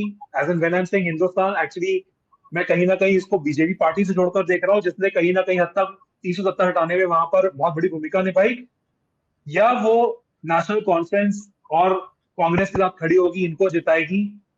आपको क्या लगता है? देखो, अगर आपको 3 पीढ़ियों से ये बोल दिया जाए, आपके पापा को, आपको, आपके दादाजी को, ये बोल दिया जाए, दिमाग में प्रोग्राम कर दिया जाए कि भाई 370 अगर हट गया तो आपके सारे राइट्स ले लिए जाएंगे और आप पे बहुत बड़ा जुल्म होगा, तो बीजेपी के 1 साल के वो जो मॉर्फोलॉजिकल चेंजेस वहां पर डल झील पे उस पे लाइट्स लगाना, this is not going to change, because Kashmir is not just about Srinagar. I'll tell you, 99.9% of the people, when they talk about Kashmir, including all the politicians, they would talk about Srinagar, they would talk about Gulmarg, they will talk about Pahalgam, right? इन 3 जगहों पे कभी भी terrorist problem नहीं था. श्रीनगर में था कुछ सालों के बाद, दैट्स इट. ये तो these were the safest place, और वहां पर आज तक कुछ हुआ ही नहीं है. तो अगर आप आज बोल रहे हो वहां पर सेफ है, वो है, this is all again, this is their part of kind of getting votes and all that stuff, or जैसे बाकी सारे parties their parts, which means BJP's parts. yeah, BJP's part. Okay. आपने जब भी कोई देखा होगा, वीडियो देखा होगा, कहाँ की वीडियो देखी होगी आपने? श्रीनगर की. तो श्रीनगर में कब हुआ था टेररिस्ट अटैक? कब हुआ था लास्ट? अगर आप जाते हो या बाकी लोग, हम बोलते हैं टूरिज्म बहुत मल्टीप्लाई हुआ है, highest level of, I mean GDP, अगर आप देखोगे हम 8 पे हैं, एवरेज ऑफ द कंट्री 7. तो this is something which is happening. तो बीजेपी ने ये किया कि यार एक माहौल बनाया, उस माहौल से क्या हुआ? पॉजिटिविटी क्रिएट हो गई. Positivity with in the country, positivity outside the country. कि हाँ यार अच्छा हो रहा है, वहां के लोगों के साथ अच्छा हो रहा है. मुस्लिम्स हैं तो जो बोल दिया जाता है कि बीजेपी एंटी मुस्लिम है, तो वो सब उसका जो नेगेटिव प्रोपेगेंडा है उसको थोड़ा सा पॉजिटिव लाइट में लाया गया है. This is perfectly all right. But if you ask me कि यार ये 2-3 साल में ही आपने क्या वहां पर हृदय परिवर्तन किया सब लोगों में? This is not going to happen. It will take time. It will take time. Generation का टाइम है, मतलब आप हृदय परिवर्तन कर भी नहीं सकते. Decades and decades. It will take at least 2 generations, है ना? राइट. तो बात यहां पर हमें as a country and me as my community, we should not be focusing on कि PDP का मैनिफेस्टो क्या है और नेशनल कॉन्फ्रेंस का मैनिफेस्टो क्या है, बिकॉज जो उनकी मैनिफेस्टो में 370 है, पाकिस्तान से बात करना है, उनको पता है वो उनके बाउंड्री से, प्रोरोगेटिव से बाहर है. It is just to lure their voters, to gain that confidence, क्योंकि उनके काफी पीडीपी के और नेशनल कॉन्फ्रेंस के काफी वोटर्स हट गए हैं उनसे, बहुत हट गए हैं. I would say more than 20-25%. तो वो चाह रहे हैं रिटेन करना, कि जो वोटर्स में से चले गए हैं मैं कैसे रिटर्न करूं. तो वहां पर जो टॉफी है, वहां पर जो कैरेट है, the carat is this only, कि आप बात करो नहीं नहीं हमारा अपना पहले जैसा होगा, वो होगा, ये होगा एंड ऑल दैट स्टफ. तो ये इससे शायद चेंज होगा, और होगा भी. मैं बोल रहा हूं ना, बिकॉज आज भी हम नेताओं की मानते हैं. हम सोचते हैं हाँ यार फारूक साहब है ना, फारूक साहब तो सच्ची बोलेंगे. हम कभी नहीं सोचेंगे कि उसको स्टडी करेंगे कि ये हो सकता है. नहीं, इसने फारूक सच बोलेंगे. That is my तो worry. मैं उसको वहीं तक रख रहा हूं कि ये क्या इलेक्शन तक का है ये मसला. That's it. इंडी इसको मैं वही वही समझना चाहता हूँ कि क्योंकि ऑफ कोर्स अपने वोटर्स को रिटेन करना चाहते हैं, वापस ऑफ कोर्स पावर में आना चाहते हैं. 10 साल के बाद के अंदर अगर पावर मिलेगी तो कौन नहीं चाहेगा. वो साम दाम दंड भेद हर चीज लगा देंगे. उससे पहले पीडीपी थी, उससे पहले पीडीपी थी. यस यस पीडीपी थी, इस वजह से बीजेपी ने भी कोलैबोरेशन के अंदर किया था. बट माय पॉइंट इज 10 सालों के बाद के अंदर तो वो they are seeing the day light. मतलब now they are seeing the day light. तो 10 साल के बाद के अंदर अगर उन लोगों को वापस पावर में आने को मिलेगा तो वो साम दाम दंड भेद हर तरीके से चाहेंगे कि हमको सत्ता के अंदर वापसी हो हमारी. इसीलिए उन्होंने मैनिफेस्टो भी जैसा बनाया वो सबके सामने है. माय पॉइंट इज, आपको क्या लगता है कि they will come back to power? यार देखो, it is very difficult for, पहले मैं बीजेपी की बात करूंगा. Very difficult for BJP to get power. I tell you what, BJP के बारे में बताता हूं.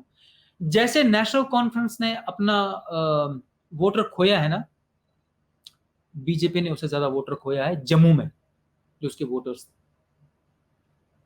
If you go to Kashmiri Pandit camp ना, फॉर एग्जांपल, वहां कैंप पे एक Jagti, and if you talk to people, आज भी लोग बीजेपी के बारे में बात करते हैं, अच्छा ही बोलते हैं, लेकिन काफी percentage, significant percentage of people have now become anti BJP. मैं बताता हूं क्यों. भाई एक कैंपेन चला, मोदी है तो मुमकिन है, हमने भी माना, और हमें पता है अगर हमारे बारे में कोई सोचेगा, अगर किसी ने किया है, सोचेगा तो इस फ्यूचरिस्टिक ना, पास्ट में अगर किसी ने किया है, अगर आज हमारी कम्युनिटी अपने पैरों पे खड़ा है, तो कोई किसी बड़े मल्टीनेशनल बैंक का सीईओ है, और कोई दैनिक जागरण में काम कर रहा है, कोई एक्सेंचर में काम कर रहा है, और ये है, इट इज बिकॉज ऑफ बाला साहब ठाकरे एंड भारतीय जनता पार्टी. ये हम सब मानते हैं. कट्टू, अब 35 साल हो गए, ऑलमोस्ट 4 डेकेड्स होने वाले हैं. मतलब मैं जिस एज का था, मेरे माता पिता उस एज के थे, और मैं जब उस एज का था, जब चला गया, उतनी एज का मेरा बेटा है. 3 जनरेशन हमने देखे हैं. कहां पर? Outside our homes and hearth, and largely in camps. तो उस माहौल में अगर आप ये बोलोगे कि यार आप कश्मीरी पंडितों के बारे में बात करोगे, और ये आपके पार्ट ऑफ इलेक्शन मैनिफेस्टो है, या मैनिफेस्टो नहीं भी है, लेकिन आप लोगों से जब बात करते हो तो कश्मीरी पंडितों के बारे में बात करते हो कि कैसे विस्थापित हो गए, कैसे वो हो गए, ये हो गए. उसके बाद आप 10 साल पावर में होने के बावजूद भी अगर हम वहीं पर है जहां पर कांग्रेस की गवर्नमेंट हमें छोड़ के गई थी, तो मैं कैसे उन पे भरोसा करूं? मैं कैसे बोलूं कि मोदी है तो मुमकिन है? अगर मोदी है तो मुमकिन है, तो मुझे इस समय कश्मीर में होना चाहिए था ना, अपने घर में.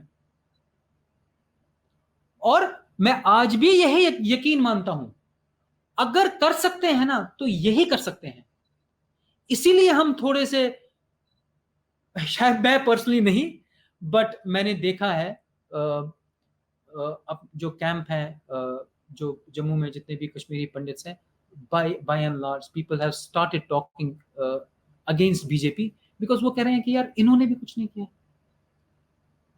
But my Modi ji again question Modi ji is कि मतलब आप हाँ कि यस अगर यस मोदी है, मुमकिन है आपके पास में एक, अगर कहीं ना कहीं अगर आपके पास में होप है तो यही सही है, आपको भी पता है। हाँ उसके बावजूद अगर यहाँ से अगर, ठीक है, आई अंडरस्टैंड कि बहुत लिमिटेड कम्युनिटी है वहां पर, बहुत कम वोट बैंक है बीजेपी का as compare to the other parties, but अगर होप, अगर आप लोगों की भी अगर छूट रही है, आप लोग भी अगर भरोसा पूरी तरीके से नहीं रख पा रहे हैं इस पार्टी के ऊपर, तो फिर आपको क्या लगता है कहाँ जाएंगे लोग? दो देखो इसमें इसमें ना मैं वही कह रहा हूँ, इसमें two faces of the coin है। मतलब मेरा पर्सनल मामला ये है कि मुझे ग्रज है, जैसे मुझे अपनी माँ से कभी ग्रज होता है, अपनी पिताजी से ग्रज होता है, फ्रेंड से ग्रज होता है। ये एंटी बीजेपी मैं नहीं बोलूंगा, ये ग्रज है कि सर आप पे हमें सबसे बड़ा होप था, हमें लग रहा था कि शायद नारायण ने किसी ना किसी को भेजा है आपके रूप में। हमें, अगर मैं मरूंगा ना तो मैं अपनी अपनी धरती पे मरना चाहता हूं, दैट्स इट। तो वो मुझे लग रहा था कि आप कर देंगे वो चीज, लेकिन आपने भी नहीं किया। ये ग्रज है। तो इसकी वजह से जब लोग बात करने शुरू होते हैं ना तो वो एंटी सेंटिमेंट्स आ जाते हैं। और एंटी सेंटिमेंट्स आपको पता ही है, वोट के समय you never know, majority of them I am very sure कि 90% of Kashmiri pandits will, and I hope कि they will vote for BJP। but मैं इस बार confident नहीं हो पवन, honestly speaking, because I have been talking to lot of people। But जो लोग hardcore BJP के supporters भी थे ना हमारे में, जो कि जिनको कि पॉलिटिक्स से मतलब नहीं है, they are very commoners like me, वो भी अब बात कर रहे हैं कि नहीं यार इन्होंने कुछ, ऐसे बोलते हैं यार कुछ नहीं किया बीजेपी। हाँ, किया बहुत कुछ। आप सोचो ना, अगर मैं आज किसी लेवल पे पहुंचा हूं और मैं पवन से बात कर सकता हूं, तो ये मेरी एजुकेशन की वजह से है। और मेरी एजुकेशन दिलाई बाला साहब ठाकरे ने है और बीजेपी ने है, तो इसको मैं कभी नहीं भूलूंगा। बट दिल मांगे मोर वाली होती है ना, जो हमारा एक चीज है, हमारा एक चीज है। मैं बोल रहा हूँ पवन, मैं सीरियसली बोल रहा हूँ। मैं अपनी नानी से जब भी बात करता था ना, मेरी माय नानी एक्सपायर जस्ट 5 years बैक, तो जब भी बात करता था ना, उनका एक ही कहना था, या मुझे मुझे वहां चंद्रहामा वापस जाना है। चंद्रहामा इज देयर गांव इन बारामूला, मुझे वापस जाना है। तो वो जो आस थी ना, वो होप थी ना, वो कहीं ना कहीं पर मोदी जी के साथ या बीजेपी के साथ ही टिकी थी। आप सोचो ना, बीजेपी अगर सेंटर के पावर से मान लो बाहर चली गई, उसके बाद क्या होगा हमारा? हम तो होप भी नहीं कर सकते फिर। तो मुझे लगता है ये ग्रज जो है ना, ये नेचुरल है। और मुझे लगता है कि शायद इस चीज को बीजेपी को एड्रेस करना चाहिए कि एटलीस्ट हमारी कम्युनिटी में आके बात ही कर ले। नहीं होता है कि बच्चा जब यू नो कुछ गलत होता है, स्कूल में कोई पीटता है, तो वो माँ बाप के पास आता है, तो वो क्या एक्सपेक्ट करता है? वो ये एक्सपेक्ट थोड़ी करता है कि वो चला जाए और उस बच्चे की धुनाई कर दे। नहीं, वो सोचता है हाँ हाँ एक पैम्पर करे, हाँ हाँ नहीं नहीं अच्छा ऐसा नहीं होना चाहिए, कोई बात नहीं मैं बात करूंगा। तो मुझे लगता है ये चीज ना, this this thing is missing. But and जो देयरफॉर मेरा question, I am sure this will reflect in votes as well. And this is not just limited to, I am telling you, मेरे मेरे बहुत डोगरा फ्रेंड्स हैं, बहुत सारे मेरे class में डोगरा फ्रेंड्स हैं, मैं उनसे भी यही सुन रहा हूँ कि यार बीजेपी ने जम्मू के लिए क्या किया। यार आपने जम्मू कश्मीर के बारे में जब भी सुना होगा Pawan, I am asking this question to you, आपने जम्मू के बारे में कब सुना? जम्मू के बारे में कब सुना? कब सुना? मतलब कभी मैं, मतलब क्योंकि हम जम्मू, हम वैष्णो देवी जाते थे, आई रिमेम्बर। 1970 गया, या जब बीजेपी या कोई भी अगर कश्मीर के जेएंडके के बारे में बात करता है मीडिया में, पॉजिटिव नेगेटिव, तो वो कश्मीर के बारे में ही बात करता है। तो जब जम्मू आपके दिल और जुबान पे और दिमाग में ही नहीं है, तो आप सोचो कि आपने जम्मू के लोगों को कितना इग्नोर किया। तो मैं यहां पर जम्मू के जो जो बाशिंदे हैं, जम्मू के लोग जो हैं, स्पेशली डोगरा कम्युनिटीज जो है, उनका मैं हर एक तो नहीं बोल रहा हूं, लेकिन जिनको मैं जानता हूं, जिनके साथ मेरा राब्ता है, वो ये बोलते हैं कि बीजेपी ने हमारे लिए क्या किया। ये तो आज भी अपीजमेंट ही हो रही है, ये तो आज भी कश्मीर की ही बात हो रही है। तो जब फारूक साहब थे, जब महबूबा मैम थी, तो वो भी कश्मीर की बात कर रही थी, ये भी कश्मीर की बात कर रहे हैं, तो हम तो ना इस समय है ना तो तब समय है, तो they are also feeling ignorant, and I think this will also reflect in votes during the votes. मैं फिर से इस पे बहुत सीधा सीधा इसका आपसे आंसर चाहूंगा। आपको क्या लगता है कि अगर बीजेपी नहीं तो ये वोट किधर जाने वाले हैं? अगर बीजेपी नहीं तो मुझे नहीं पता, बिकॉज मैं पॉलिटिकल एनालिस्ट नहीं हूं. मैं आपको विश लिस्ट बोल सकता हूं. आपने if yes not if not BJP then NC. Okay and you think that NC is a better option for Jammu and Kashmir? No, but I am saying between Congress, PDP and NC, अगर मुझे एक को choose करना है, मैं फारूक साहब को चूज करूंगा between the three. But but eventually तो एनसी और कांग्रेस तो मिलकर के ये इलेक्शन लड़ रहे हैं। हाँ, नहीं, मैं कह रहा हूं कि मेरे देखो, कांग्रेस और एनसी तो मिलके वोट कर रहे हैं. फॉर एग्जांपल, अगर मेरे वाले एरिया में तो या तो एनसी आएगी या तो कांग्रेस आएगी. मैं उनका रिप्रेजेंटेटिव बोल रहा हूं. अगर कांग्रेस होगी तो नहीं वोट करेंगे, कांग्रेस को तो सवाल ही नहीं वोट करेंगे, नहीं करेंगे कांग्रेस को वोट. ये आपको तो क्या लगता है मतलब आने वाला 10 साल 20 साल कैसा रहने वाला है? मैं 10 साल 20 साल तो बहुत बड़ा सोच बोलता हूँ, मैं कहता हूँ 5 साल की बात कर लेते हैं। फॉर जे एंड के. Jammu and Kashmir, right. ये देखो, जम्मू एंड कश्मीर का जो अभी तक का रहा है ना, आफ्टर 370, जो 370 के बाद का जो रहा है ना, it has been a fantastic journey, honestly speaking. Because लोगों को ना, एटलीस्ट जो लोग ना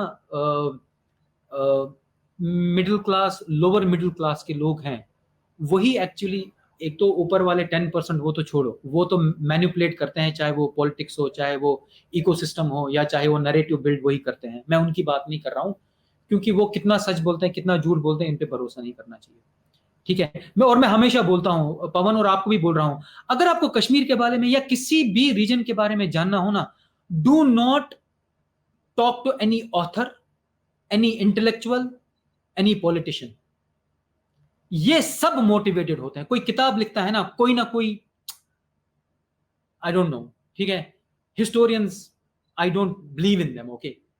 पॉलिटिशियंस वो क्या बोलेंगे नहीं पता है, बिकॉज उनका अपना एक नैरेटिव होता है. अगर आपको रियलिटी जाननी हो ना, आपको लोअर मिडिल क्लास पे एक्चुअली, या बिलो जो द पॉवर्टी लाइन है, उनसे बात करनी चाहिए, या मिडिल क्लास से बात करनी चाहिए. तो रियलिटी वहां से निकल के आती है. तो नेशनल कॉन्फ्रेंस में इसलिए बोल रहा हूं, only and only because of Farooq साहब. बाकी उनके ये नहीं है, ओनली बिकॉज उन्होंने ना थोड़ा सा है, वो थोड़े सेक्युलर हैं. इसमें इसमें कोई दो रहा नहीं है कि अगर बीजेपी नहीं है तो, if you ask me personally, it should be Farooq साहब.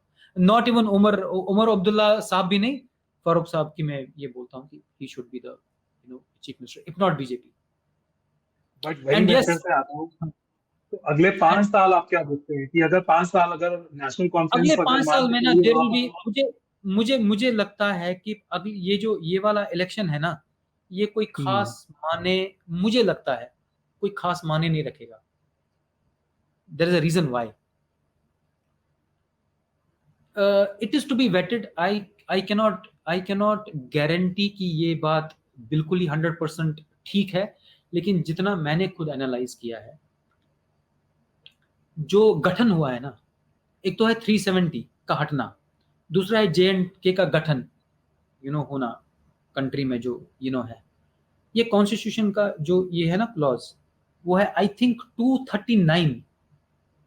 जो यूनियन टेरिटरी जब बनती है ना, क्योंकि जे एंड के यूनियन टेरिटरी है ना, तो ये तो किसी कॉन्स्टिट्यूशन उसमें उसमें आना चाहिए ना. तो यूनियन टेरिटरी जो बनती है ना, I think it is 239A और 239AA. किसी भी ज्योग्राफी को यूनियन टेरिटरी में लाने के लिए दो ये क्लॉजेस हैं. तो 239A है पौंडीचेरी और दिल्ली. आप समझे? 239A is Pondicherry and Delhi. Delhi में क्या है? दिल्ली स्टेट है, वहां चीफ मिनिस्टर है, लेकिन अगर कोई दाएं बाएं हो तो कौन उसको पकड़ता है? Lieutenant governor. तो उसमें पावर जो है लेफ्टिनेंट गवर्नर के पास है. जहां तक मुझे पता है जो गठन हुआ है ना यूनियन टेरिटरी का, वो 239A के अंडर हुआ है। तो चीफ मिनिस्टर कोई भी बने, वहां एलजी अगर कोई दाएं बाएं का सामान हो गया, वो वहां पर कान मरोड़ने के लिए है। तो मुझे ना कोई इट्स लाइक इलेक्शन करवा रहे, so people need to study about it. जब हम बात करते हैं ना कि 39 ये 370 को क्या हुआ, ये हुआ, and there lot of people who has been telling me BJP को कैसे क्या ऐसी आग लगी हुई थी कि उन्होंने इलेक्शन करवाया ना। अरे भाई, पहली बात तो है सुप्रीम कोर्ट ने बोला ही आपको इलेक्शन करवाना है, आपको 30 सितंबर से पहले पहले करवाना था, आपने फिर भी थोड़ा डिले करवाया, वो तो करवाना ही है आपको। बट आप देखो कि ये अरेंजमेंट और इकोसिस्टम क्या है। अगर 239A के अंडर गठन हुआ है तो आपकी स्टेट कैसे बनेगी, आपकी दिल्ली जैसी स्टेट बनेगी। तो आप करो, आप कहां से 370 हटवाओगे और कहां से ये करवाओगे और कहां से, हर एक बिल तो आपके एलजी के पास आनी है। तो फिर किसको नौकरी दिलवाओगे। अच्छा, ये आम आदमी को थोड़ी पता है। अब गांव में एक बुलगाम में या किसी भाई गांव में, किसी गांव में एक बेचारा सीधा साधा, उसको उसको कहां पता है ये गठन वठन कॉन्स्टिट्यूशन, कौन पढ़ा रहा है उसको, और जो पढ़ा भी रहा है वो किस तरीके से पढ़ा रहा है, क्या इंटरप्रिटेशन दिलवा रहा है। It's not like that. But and and this is to be waited because I need to further study it. But जहां तक मुझे पता है यही है, बिकॉज इतनी कच्ची नहीं है, इतनी कच्ची सेंट्रल गवर्नमेंट नहीं है। उनको पता है वो वहां पर जीतने वाले। तो उनको पता है आप फाइनली मानते हैं कि मोदी है तो मुमकिन है, मतलब आप होपफुल हैं कहीं ना कहीं, थोड़े ही सही पर देखो, होपफुल। देखो मैं पवन, एक कश्मीरी पंडित इमोशनली कहां पर कनेक्ट होता है, वो है इंडियन आर्मी। पता है क्यों? क्योंकि अगर हम आज बचे हैं ना, 1990 में हम लगभग 5 लाख थे, आज हम घट गए हैं। मुझे नहीं पता, आज शायद 3 लाख के आसपास होंगे हम। तो हम अगर आज भी जिंदा है ना, वो it is by and large because of our armed forces, and thank you so much to that. तो हमारी जो, हम इमोशनली जब कनेक्टेड रहते हैं ना, हम आर्म फोर्सेस के साथ बहुत कनेक्टेड हैं। तो मैंने क्यों बात बोली, मोदी जी के आने के बाद मुझे ऐसा लगा कि यार क्या हमारी फोर्सेस हैं जो उरी कर सकती हैं, जो हम फिल्मों में देखते हैं ना, मोसाद वगैरह के ऑपरेशंस या यूएस के ऑपरेशंस। क्या हमारी फोर्स ने क्या ऑपरेशन किया है, उरी जैसा क्या सर्जिकल स्ट्राइक किया। तो ये किनके उसमें गवर्नमेंट में हुआ, किया तो आर्म फोर्स ने, मोदी जी तो ने नहीं किया।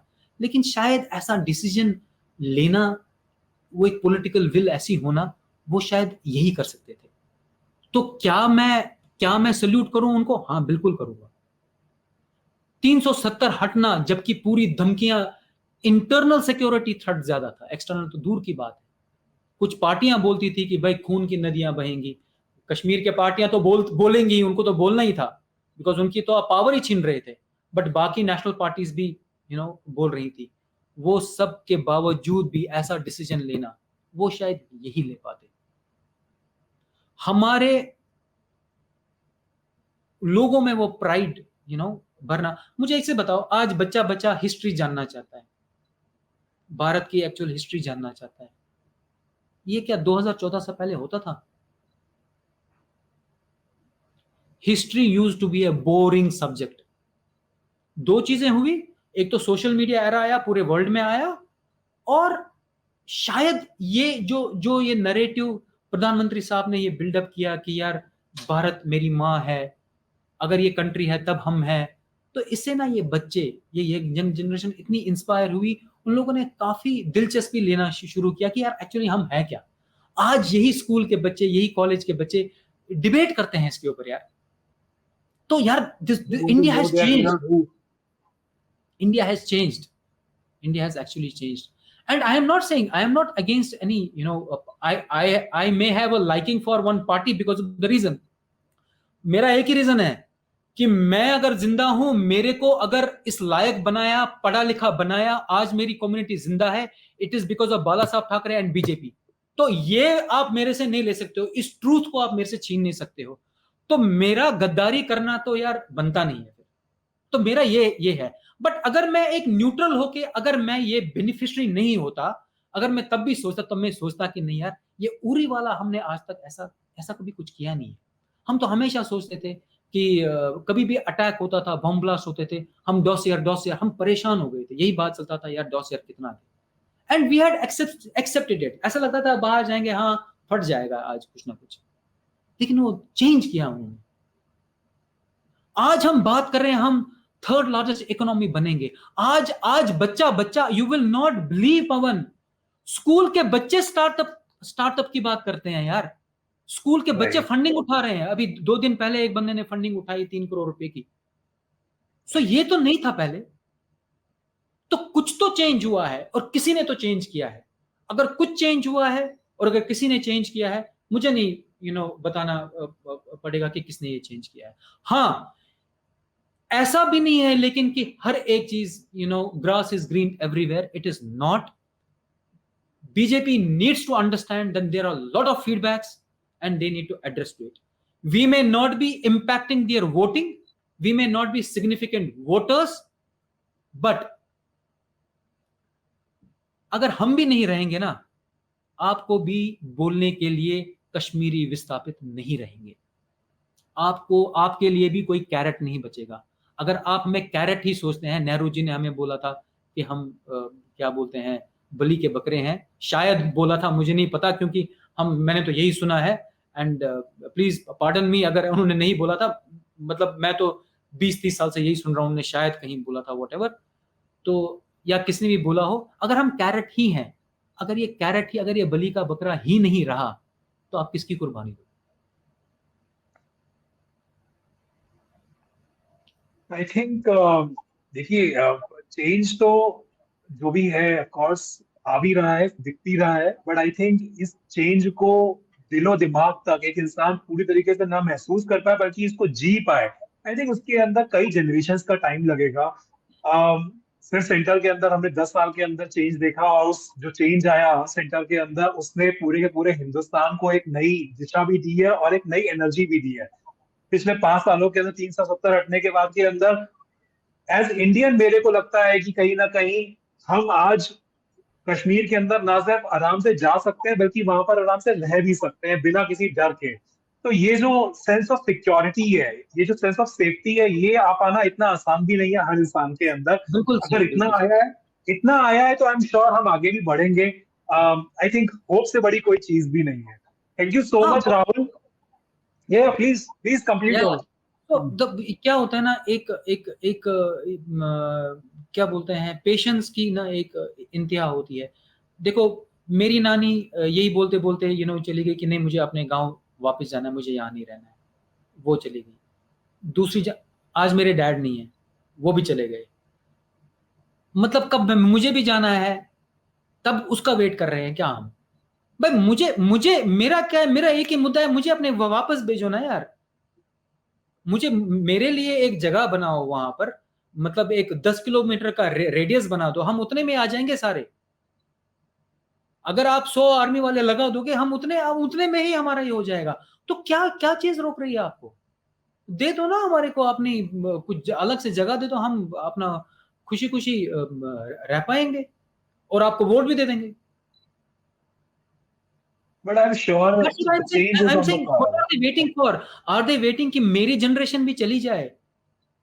जब तक मेरी जनरेशन चली जाए तो शायद पता नहीं उस समय किसका क्या, कौन गवर्नमेंट होगी, क्या गवर्नमेंट होगी। देखिए मैं ना राहुल एक चीज जानता हूँ कि अगर अगर होप है तो हमारे पास में सिर्फ इस पार्टी से है फिलहाल, जो हमें कम से कम ये तो रियलाइज करवा रही है कि हम पूरा का पूरा एक देश है। जम्मू एंड कश्मीर को स्पेशल स्टेटस देकर के वो कोई हम अलग से राज्य और अलग से एक देश घोषित नहीं कर रहे हैं। अगर हमको एकता अगर कहीं दिख रही है, अगर हमको लगता है कि चीजें आगे बेहतर अगर हो सकती हैं, तो कुछ उम्मीद जो है वो इसी पार्टी से है। अदरवाइज तो बाकी सारी चीजें तो दिख ही रही हैं ऑन द कार्ड्स। पवन जी, मैं ये बोल रहा हूं, अभी की बात नहीं है, 1947 से आज तक। मैं आपको एग्जाम्पल देता हूं। अगर आपको 5,000 10,000 ISIS के लोगों में डाल दिया जाए, आप अकेले ISIS के लोगों में डाल दिया जाए और बोल दिया जाए कि वहां पर उनके सामने भारत माता की जय, भारत माता की जय करो, आप कर पाओगे? हमने किया है यार। मैं ये नहीं बोल रहा हूं कि वहां पर आईएसआईएस के लोग थे। आई am saying despite all odds, जहां पर लोग सोच रहे थे कि हाँ 2 घंटे में पाकिस्तान बनेगा, हम पाकिस्तान के साथ हैं, सब लोग, उसके बीच में भी भारत माता की जय करने वाला एक कश्मीरी पंडित ही था। आपने श्रीनगर में किया, लेकिन हमने कुपवाड़ा के गांव में किया। आपने श्रीनगर में किया जहां पर इतनी आर्मी है, हमने बारामूला के गांव गांव में किया जहां पर कोई नहीं था। हमने पुलवामा के गांव में किया, हमने अनंतनाग के गांव में किया। वो भारत माता की जय करने वाला एक कश्मीरी पंडित ही था और कश्मीरी पंडित ही है। तो मेरा पेशेंस आप क्यों चेक कर रहे हो? मेरे से आपको क्या ये है? मेरे को एक जगह दिला दो ना, वहां पर मैं जाके चला जाऊंगा। आप ही से होप है, अभी भी होप है, पहले भी होप थी। And I believe with this hope of course आप ये इलेक्शन कहीं ना कहीं फेवर में हो, और आई आई होप कि हम फिर कम से कम आप अपने घर लौट पाए। आई थिंक सबसे बड़ी चीज, आई विश मैं सबसे ना बड़ी घर चीज घर जाके, अगर ऐसा हुआ मैं घर घर जाके, मैं अपने जो मुस्लिम कम्युनिटी भी है ना, वहां पर घर घर जाके बोलूंगा मोदी जी को वोट करो। हमारी कम्युनिटी छोड़ो, अगर हमारे को वापस भेज देंगे और एक सेफ एनवायरनमेंट दे देंगे। on that note, of course, thank you so much for joining us. I thank you really Pawan. enjoyed this conversation, and I wish ये हर सही इंसान तक पहुंचे जो कि इस भारत को एक देखना चाहता है, हर उस कश्मीरी और उस हर जम्मू के इंसान तक पहुंचे जो ये फील करना चाहता है कि हम इस भारत में सेफ हैं, ना कि वो 90s का जो दौर जहां पे हर इंसान के मन के अंदर एक इनसिक्योरिटी थी। Thank thank you. You Pawan.